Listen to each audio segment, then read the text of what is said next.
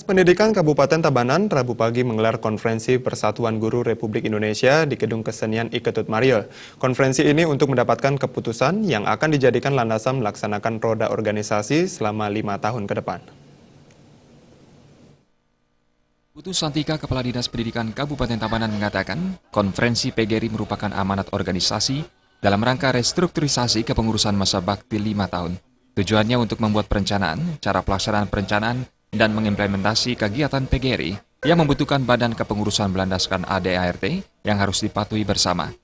Melalui konferensi ini diharapkan terpilih pengurus baru sesuai dengan harapan anggota, sehingga program unggulan dan program tambahan dari PGRI Tabanan bisa terlaksana dengan baik.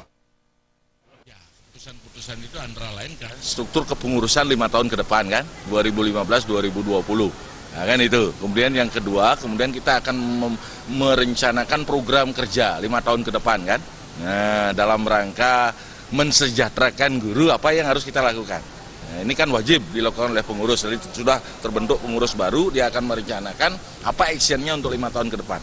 Kan gitu. Nah, itu mungkin kegiatan-kegiatan kita hari ini.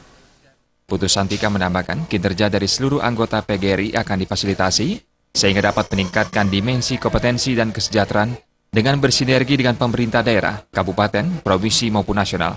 Hasil keputusan konferensi tentunya menitik beratkan pada merencanakan program kerja 5 tahun ke depan dengan mensertifikasi sebesar 1 kali gaji pokok dengan syarat harus memenuhi dimensi kompetensi yang diatur.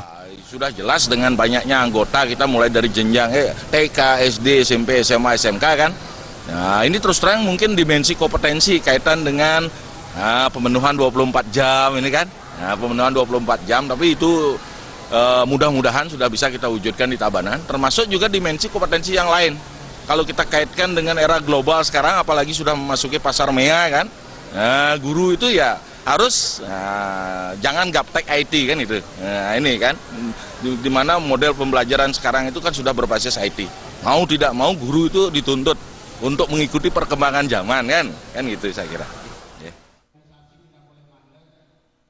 Harapan ke depan, pemerintah daerah yang mengacu dalam amanat undang-undang semuanya harus ikut ambil bagian dalam mensejahterakan guru dalam rangka memajukan pendidikan di Kabupaten Tabanan.